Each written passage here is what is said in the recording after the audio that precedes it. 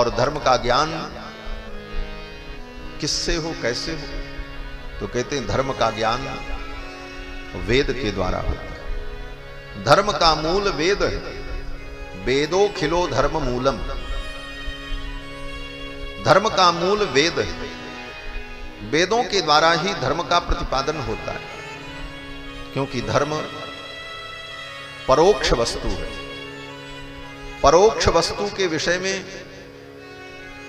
प्रत्यक्ष इंद्रियां प्रमाण नहीं होती, शब्द प्रमाण के द्वारा ही उसे जाना जा सकता है। जिस चीज को आप अपनी इंद्रियों से अनुभव नहीं कर सकते, उसको जानने का उपाय क्या है? जैसे परलोक, स्वर्ग और नरक।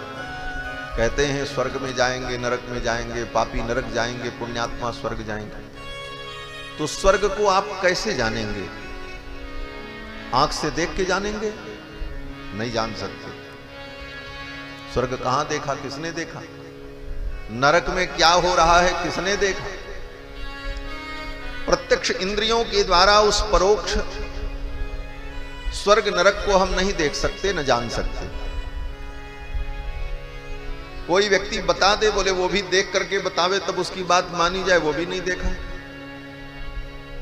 स्वर्ग नरक मिलता कैसे? बोले पुण्य और पाप से। बोले पुण्य पाप किसको दिखता है?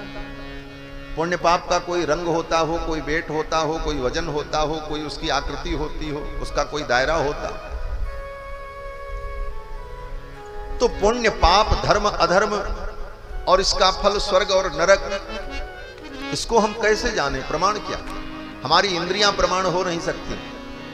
प्रत्यक्ष इंद्रियों के द्वारा हम उस विषय को जान नहीं सकते। तो अंत में एक ही प्रमाण है, शब्द प्रमाण, जिसको वेद कहा जाता है। और वेद अनादि है। जब से भगवान तब से वेद। भगवान अनादि हैं और चारों वेद अनादि हैं। और उन वेदों के द्वारा ही धर्म का ज्ञान सबको प्राप्त होता है। भगवान के द्वारा ब्रह्मा को वेदों का उपदेश दिया जाता है, और फिर ब्रह्मा जी अपने पुत्रों को उपदेश देते हैं। फिर उनके पुत्र जो ऋषि लोग हैं, वे अपने पुत्रों को उपदेश देते हैं।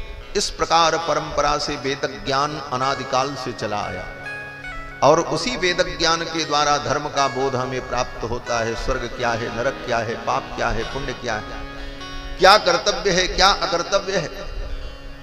और तब उस धर्म को हम सुनकर, समझकर, पढ़कर उस धर्म के पथ पर चल करके मानवता को प्राप्त करते हैं। इसलिए धर्म को जानने के लिए शास्त्र श्रवण और आचार्यों की सन्निधि, गुरुजनों की सन्निधि और ऐसे धर्मपीठ का स्थापन, ऐसे धर्मपीठों की आवश्यकता समाज में अनादिकाल से रही है।